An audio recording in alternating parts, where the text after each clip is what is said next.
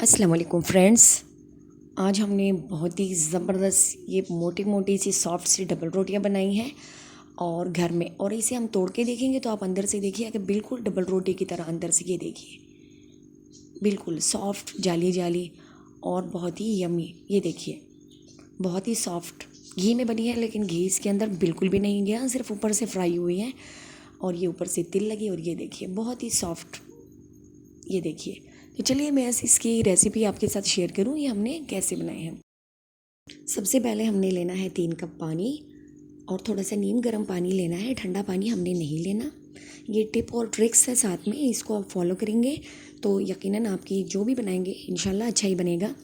इसमें हमने ईस्ट डाला है, एक ख़मीर 1 चम्मच भर के डाला है और छोटी वाली चम्मच बेकिंग पाउडर डाला है, और साथ में थोड़ा सा हम बेकिंग पाउडर डालेंगे आधा चम्मच, और साथ में 3 बड़े खाने के चम्मच हमने चीनी शामिल कर दी है और इसे हमने अच्छी तरह से मिक्स कर देना है।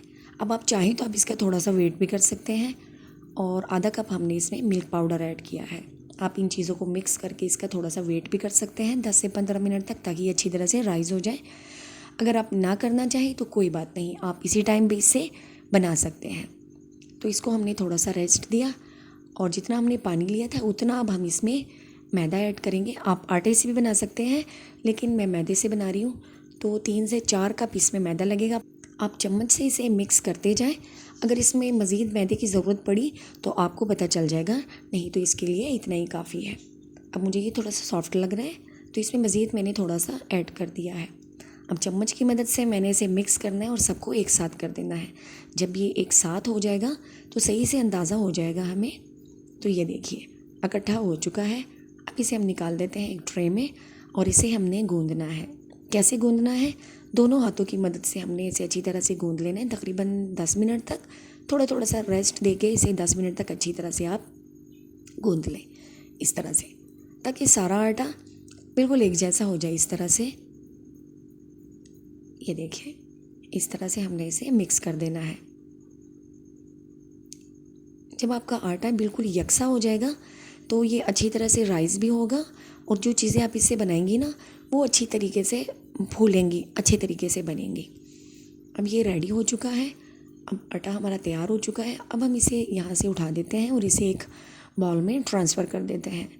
बाउल में रखने के बाद हमने अपने हाथों को ऑयल से थोड़ा सा ग्रीस कर देना है। पहले इस तरह से रखेंगे, इसके बाद हाथों को ऑयल से ग्रीस करेंगे और इसके ऊपर हमने एक हाथ फेर देना है। इस तरह से सबको एक साथ कर दिया है और अब इसको हम इस तरह से हाथ फेर के रख देते हैं और ढक्कन लगा के हमने 2 घंटे तक इसका वेट करना है। और 2 घंटे बाद जब हम इसे खोल के देखेंगे तो ये देखिए आटा हमारा अच्छी तरह से फूल चुका है। ये देखिए बिल्कुल सॉफ्ट बना है, जालीदार। ये देखिए 2 घंटे से भी कम का टाइम लगा है। अगर आप इसी तरीके से करेंगे तो आपका आटा भी जल्दी से राइज होगा। ये देखिए अब हमने इसे इस तरह से डिवाइड कर देना है।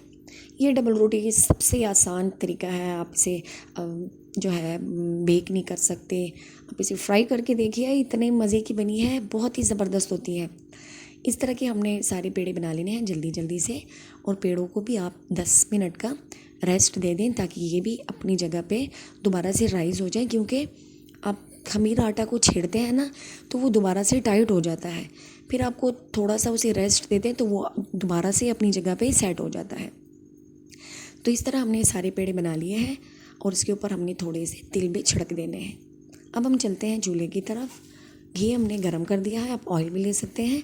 और जब ये ऑयल गरम हो जाएगा इसके बाद हमने पेड़ों में से एक पेड़ा निकालना है इस तरह से, और थोड़ा सा ऑयल लगा के इस तरह से हमने थोड़ा सा चिपटा कर देना है इस तरह से, और ऊपर से हमने तिल लगा देने हैं और बीच में छोटे छोटे से हमने इस तरह से सुराख कर देने हैं ताकि इसमें से हवा बाहर निकले और ये अंदर तक अच्छी तरह से फ्राई हो जाए।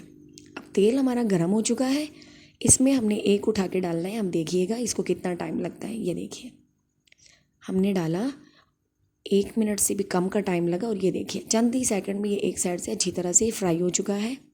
यकीन मानिए 30 सेकंड से भी कम टाइम में ये फ्राई हो चुका है।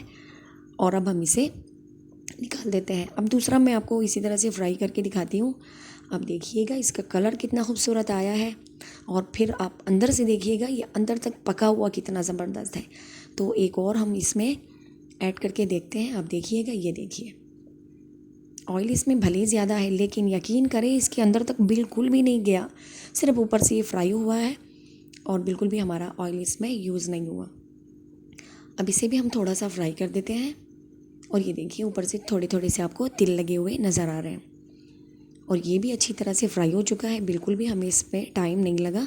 और इसे भी हम निकाल देते हैं, और अब मैं आपको दिखाती हूँ कि ये कितने मज़े के बने हैं। अच्छी लगी है तो इसे लाइक करें और कमेंट में अपनी राय का इजहार करें। वीडियो देखने का बहुत शुक्रिया। अपना ढेर सारा ख्याल रखिए। अल्लाह हाफिज़।